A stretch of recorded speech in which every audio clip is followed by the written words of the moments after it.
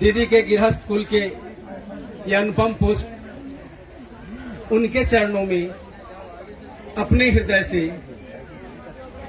हृदयांजलि, पुष्पांजलि, माल्यार्पण,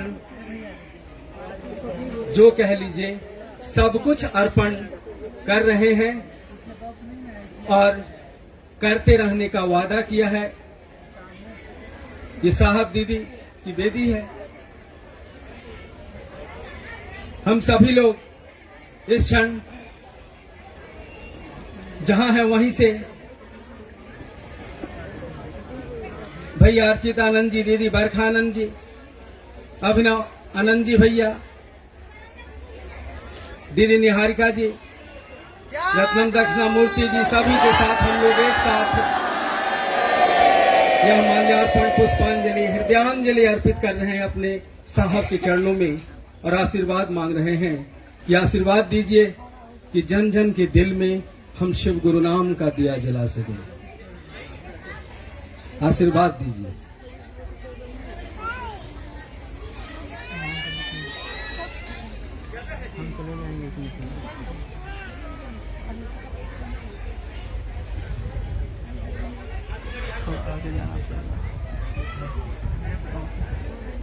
ये अमृत बेला, अनुपम बेला, आशीर्वाद मांगिए। आविर्भाव हुआ है आज के ही इस दिन हमारे आपके साहब श्री हरिंद्रानंद जी का सिवान के अमलोरी ग्राम में। डॉक्टर विश्वनाथ प्रसाद सिन्हा साहब श्री के पिता, माता राधा देवी की गोद में पल्लवित और पुष्पित हुए इस धराधाम के जीवंत शिव साहब श्री हरिंद्रानंद जी, आज उनका यह आविर्भाव दिवस हमारे आपके जीवन में अमृत दिवस के रूप में महसूस हो रहा है। हम सभी इनके सानिध्य में, इनके आशीर्वाद में बैठे हैं। इनके साथ चलने का, साथ साथ चलने का वादा किया है और इनका आशीर्वाद हमारे आपके साथ रात दिन अहर्निश चल रहा है।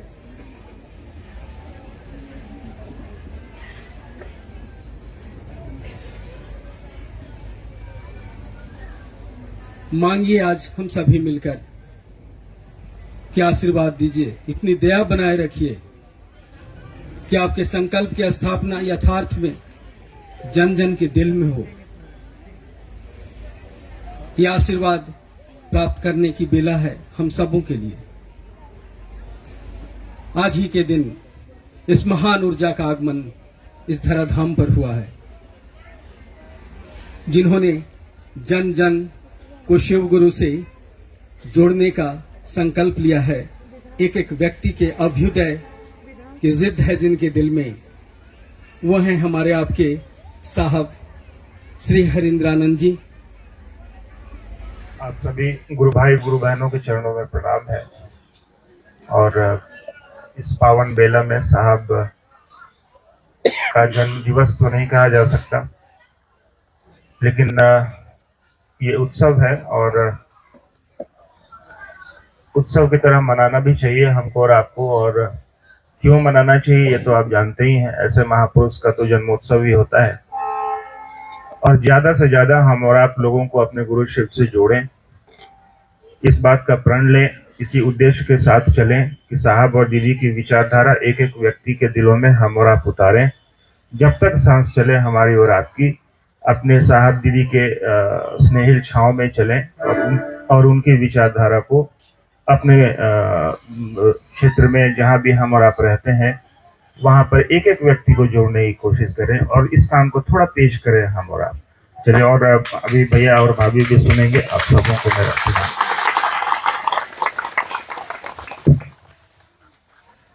आइए हम अब आग्रह करेंगे निहारिका दीदी से, आप आइए अपनी अभिव्यक्ति साहब के चरणों में अर्पित करेंगे।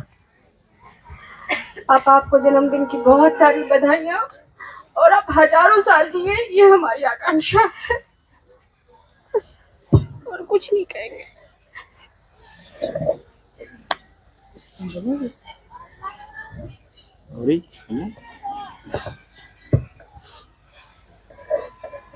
हमेशा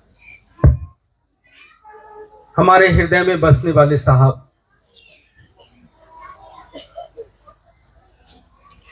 के ज्येष्ठ पुत्र भैया अर्चित आनंद जी से आग्रह है कि आप अपनी अभिव्यक्ति इस अमृत बेला में महागुरु महादेव साहब दीदी और आप सभी को प्रणाम है।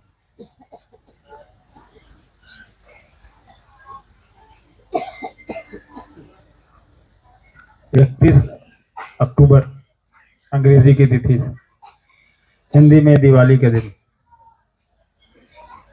आज से 75 साल पहले साहब श्री का अवतरण हुआ, जन्म हुआ।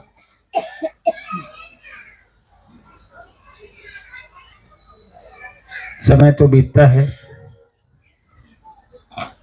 लेकिन जिस दिन धरती पे आदमी अवतरित होता है, लोग उसको एक उत्सव की तरह मनाते हैं, चाहे कोई भी हो, हम हो आप हो। लेकिन किसी खास वजह से उत्सव मनाना ये एक अलग परंपरा है। धरती पे आए तो अरबों लोग हैं, लेकिन हम लोग, हमारे आपके जैसे लोग अपना जन्म का उत्सव खुद ही मना लेते हैं।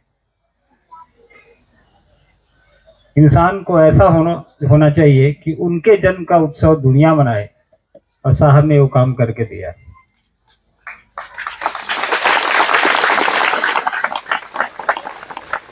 आज करोड़ों अरबों लोग जो हिंदुस्तान से बाहर करोड़ों लोग जो हैं, आपके हमारे गुरु भाई बहन, वो साहब के इस जन्म दिवस को, अवतरण दिवस को एक अमृत दिवस की तरह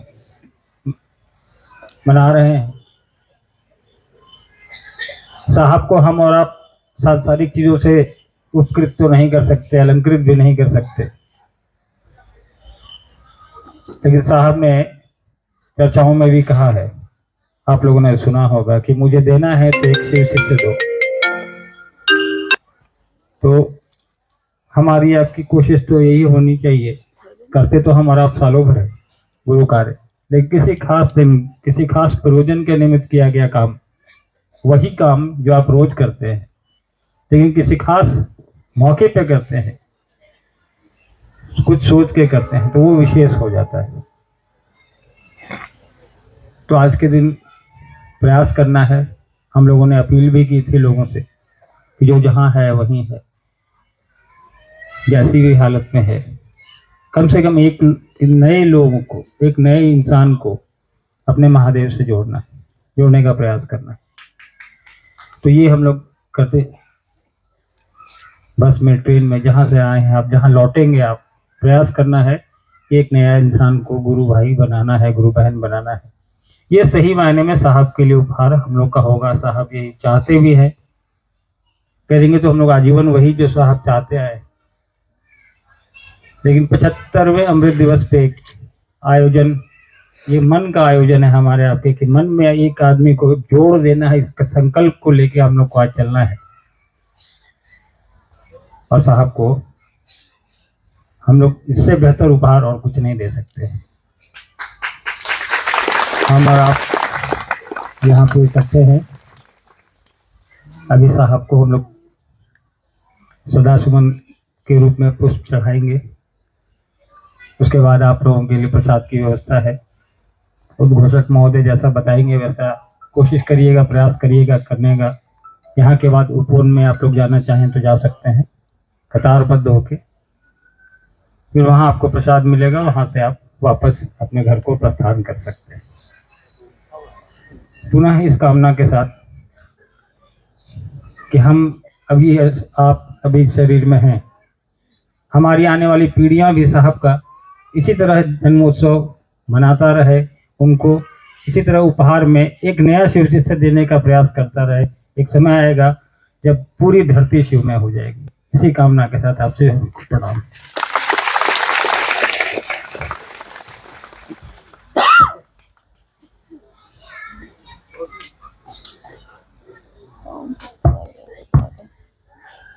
बहुत ही सुंदर संदेश दिया हमको आपको साहब की ओर से भैया अर्चितानंद जी ने।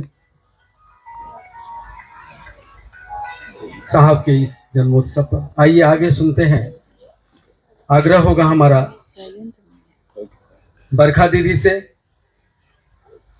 जो अपनी अभिव्यक्ति हमारे आपके बीच रखेंगी।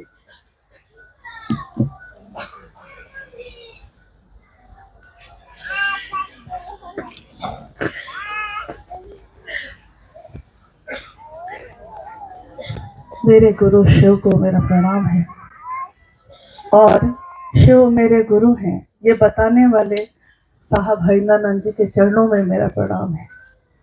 माँ ममतामयी दीदी नीलमानंद जी के चरणों में मेरा प्रणाम है, और उपवन में आज उपस्थित आप सभी गुरु भाई गुरु बहन सभी के चरणों में मेरा प्रणाम है।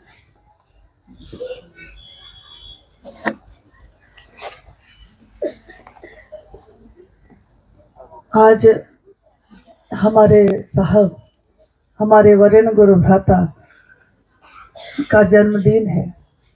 लोग कहते हैं मिला तो मन से जाता है, लेकिन अक्सर मैं सोचती हूँ कि अगर वो शरीर में नहीं आते तो शिव गुरु हैं ये बात दुनिया में प्रकट कैसे होती।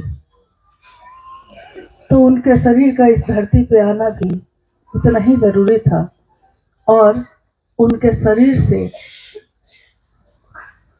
अगर हम नजदीक न होते तो उनकी वाणी को तो हम सुन भी नहीं सकते थे। तो उनकी वाणी को हमने सुना, आपने सुना, सबने सुना, और जगत के लोगों ने शिव को अपना माना। हमेशा हम बहुत सारी चीजों को मानते हैं लेकिन ठहरते नहीं, और हमारे मन में ये शिव ठहर पाए ये भी आपका आशीर्वाद है। नहीं तो मानते तो हम बहुत सारी चीजों को है, लेकिन ठहराव नहीं होता, टूट जाती हैं चीजें, भाव टूट जाते हैं। यहाँ तक कि प्रेम को भी अलग होते देखा है। लेकिन साहब ने हम सब के मन में क्या भाव पैदा किया, क्या चीज पैदा की। किसी ने गाया है कि है सजदे में सर झुका हमारा, बस याद तुम्हें मैं करता हूँ, भूले से भी ना भूलो बस फरियाद ये करता हूँ। कहाँ ढूंढूं कहाँ पाऊं तुमको, कहाँ खोजूं तुझे खुद में ही पा जाता हूँ। हम सभी शिव के शिष्य जब भी शिव की बात करते हैं, जब भी शिव शिष्टता की बात करते हैं, हमको याद रहता है कि हमारे साहब ने ये चाहा है। साहब हमेशा कहते रहे हैं कि जो तुमको पसंद हो तुम वो काम करोगे, या तुम जिसको प्रेम करते हो उसको पसंद है वो काम करोगे। नहीं, आपने सुना है बहन को लाल साड़ी पसंद है, भाई को हरे रंग की साड़ी पसंद है, और देना है बहन को, तो क्या देंगे? तो हम लोगों ने कहा कि जी लाल देंगे, क्योंकि बहन को देना है ना, उसकी पसंद के अनुसार देना है। तो साहब ने जो चाहा, उनका जो सपना है, उन्होंने कहा कि एक दिन मैंने ये कल्पना की थी, एक दिन मैंने ये सोचा था कि शिव की शिष्यता इतनी व्यापक होगी कि आज जो चंद लोग हैं, 2 4 लोग, 5 लोग, 13 लोग हैं, कल को आने वाले समय में 13 करोड़ होंगे। 13 करोड़ क्या, आज तो गिनती ही नहीं है कितने हैं। हम लोग सोचते हैं, हम सबके अहंकार को भी उन्होंने बड़ा चूर चूर किया। हम लोग सोचते हैं कि हम जाके उस क्षेत्र में काम करके आए हैं, हम जाके उस क्षेत्र में काम करके आए हैं, लेकिन जब हम लोग पहुंचते हैं वहां तो लगता है जैसे हवाएं ही वहां अपना काम करके आ गई हैं। अभी कुछ दिनों पहले की एक घटना है, आप लोगों को बताना इसलिए चाहती हूँ कि साकार और निराकार दोनों तरह से साहब शिव के शिष्य ने इस धरती पे कैसे काम किया है। आज जब वो शरीर में उपलब्ध नहीं है तो हम लोग उनको कहते हैं कि हाँ मन से मिलना है, लेकिन ये जब शरीर में थे तब भी मन से मिला करते थे, शरीर से भी मन से भी। अप्रैल महीने में हम लोगों की शिवगुरु कार्य के निमित्त एक यात्रा हुई थी सिक्किम और दार्जिलिंग के क्षेत्रों में। दार्जिलिंग के जिस पहाड़ पे रुके थे हम लोगों को लगा कि शायद इधर की जो बस्ती है वहाँ महादेव का काम नहीं हुआ होगा, इतनी सुदूर जगह पे कौन आया होगा। तो जो गुरु भाई गुरु बहन थे सब कोई उतर के चले गए। और जिस दिन जब वो बस्ती में पहुंचे तो लोगों से बताने लगे कि शिव गुरु हैं, आप भी अपना गुरु बना लीजिए उनको। तो वहाँ के लोगों ने कहा कि जी एक गुरुबहन है यहाँ जो हर सप्ताह शिव चर्चा का आयोजन करती हैं, आरा की रहने वाली थी। कितने सालों से शिव गुरु नाम पहाड़ पे वो थी। लौटने के क्रम में तो यहाँ जो मुन्ना जी आदित्य लोग रहते हैं, ये लोग जब उतर के मुन्ना जी और गौतम जी लोग गए दुकान पे कुछ लेने, मोमबत्ती लेने, वहां खड़ी थी वो महिलाएं। उन लोगों ने कहा कि ये लोग बोल रहे थे, भोजपुरी में बोलने लगे, कह रहे जल्दी करो, जल्दी ला जल्दी ला। तो वो महिलाएं कहने लगी कि आप लोग कहाँ से आए हैं। इन लोगों ने कहा कि हम लोग रांची से आए हैं। तुरंत उन लोगों ने कहा कि हम लोग को पता है कि हाँ, हम लोग के बारे में कि हाँ वो लोग आए हैं, लेकिन हम लोग को कोई बताया नहीं, क्या हम लोग मिल सकते हैं। अब कल होके तो लौटना था हम लोग को। सुबह में हम लोगों ने कहा कि कोई बात नहीं है, निकलते निकलते लोगों को बुला लेते हैं कि सुबह सुबह सारे लोग आ गए और इतने लोग वहां थे हम लोग को पता ही नहीं था। जब वो लोग आए और हम लोग बात करने लगे तो नहीं होता है, हम लोग पूछते हैं कि सबसे पहले आपके तरफ कौन आया था महादेव की चर्चा करने। तो आप पूछते हैं हम लोग स्वभावतः कि क्या पता किस जिले के लोग आए होंगे, कौन आए होंगे। तो उस गुरु भाई गुरु बहनों में बैठी हुई एक गुरु बहन ने पूरे विश्वास के साथ कहा कि जी साहब ही आए थे। तो हम लोग थोड़ा आश्चर्य से एक दूसरे को देखने लगे कि साहब के साथ तो पिछली बार जो पोखरी में रुकने आए थे हम लोग सबको ही गए थे, बच्चे उस समय छोटे थे, मनु बाबू की शादी हुई थी कुछ दिन पहले ही। तो उस समय तो साहब उतर के मतलब मोहल्ले या चौक पे तो गए नहीं थे। और ये गुरु बहन कह रही हैं कि नहीं, साहब खुद आए थे, अकेले थे और चौक पे खड़े थे, हम गुजर रहे थे तो उन्होंने कहा कि आप यहीं रहती हैं। मैंने कहा कि हाँ मैं यहीं रहती हूँ। तो उन्होंने कहा कि शिव की पूजा करती हैं। मैंने कहा हाँ। तो साहब ने मुझको कहा था कि शिव को गुरु बनाइए। मैं उनसे बार बार ये कह रही हूँ कि कितने साल पहले की बात है। वो कह रही है हो गया 16-17 साल तो हो ही गया। और मैं कह रही हूँ कि 16-17 साल पहले तो साहब यहाँ आए ही नहीं थे जोर पोखरी में।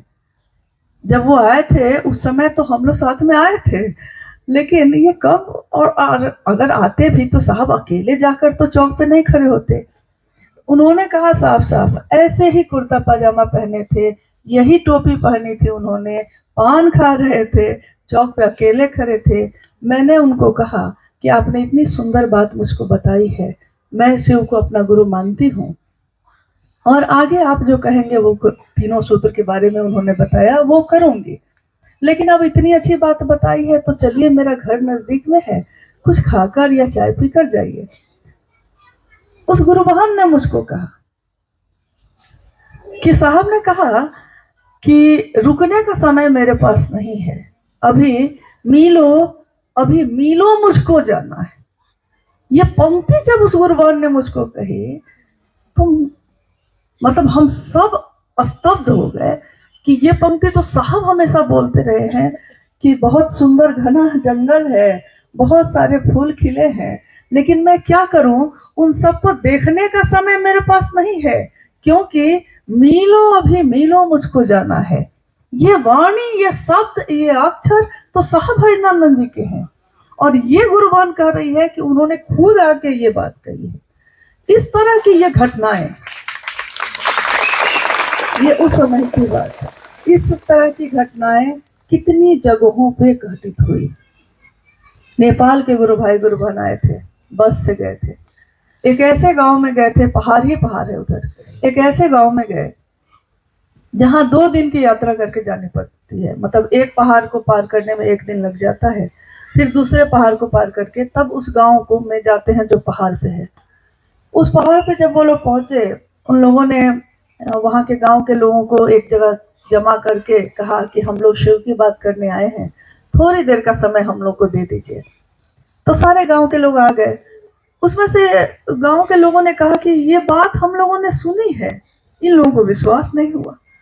लेकिन जब इन लोगों ने शिव चर्चा कर ली, सबके नाम की घोषणा कर दी, तो साथ में ये लोग साहब और दीदी की तस्वीर लेकर गए थे ताकि दिखा सकें कि यही है साहब, यही है दीदी नीलमानंद, और यही साहब के कहने पे हम लोगों ने शिव को गुरु बनाया है।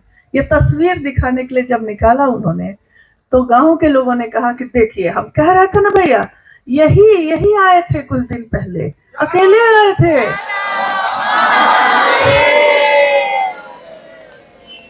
और इस घटना को नेपाल के गुरु भाइयों ने जो सुन रहे होंगे तो उनको पता भी चल रहा होगा, यही उपवन में साहब को आके बताया था। और साहब की तरफ जब हम लोग देखने लगे तो वो मुस्कुरा रहे थे। माँ नीलमानंद कहती थी कि रात भर साहब का शरीर यहाँ होता है, कहाँ कहाँ तो जाते हैं साहब। तो हमको लगता था कि ये कैसे हो सकता है, लेकिन जैसे जैसे जीवन में आगे बढ़ते गए, लोगों से मुलाकात होती रही, सबके अपने अपने हैं वो। कभी ये लगता है कि हर गुरु भाई और गुरु बहन को ये लगता है कि साहब हमको सबसे ज्यादा मानते थे। हर गुरु भाई, जो गुरु भाई या गुरु बहन मिलता है, वो कहता है साहब ने मुझको, अभी जैसे दिल्ली से हम लोग आए, वहाँ गुरुग्राम में कुछ गुरु भाई लोग पुराने जो मिले, तो उन लोगों ने कहा कि जी साहब ने मुझको कहा था कि जाके बिया छिटना वहां। दूसरा जब गुरु भाई आया तो उसने भी यही कहा, साहब ने मुझको कहा था कि बिया छिटना। देखिए, तो ये एक ऐसे हैं जिन्होंने हर दिल को ये एहसास करा दिया कि मैं तुम्हारा इतना अपना हूं जितना इस जगत में कोई भी नहीं है। संतान की बात जब होती है तो आध्यात्मिक दुनिया में साहब ने करोड़ों लोगों को पैदा किया है, और ऐसा पैदा किया है कि उसके अपने सांसारिक लौकिक जो रिश्ते हैं वो हल्के हो गए हैं। कितने गुरु भाई गुरु बहन अपने घरों को देखते हैं, लेकिन चलते साहब की बातों पे है। लोगों को लगता है कि ये कैसे होता है, कोई दिल में बस जाए तो ऐसा ही होता है। जैसे किसी को किसी से प्रेम हो जाए तो अकेले में भी बैठकर वो उसकी आंखों से कभी आंसू निकलते हैं और उसके होठ कभी मुस्कुराते भी हैं।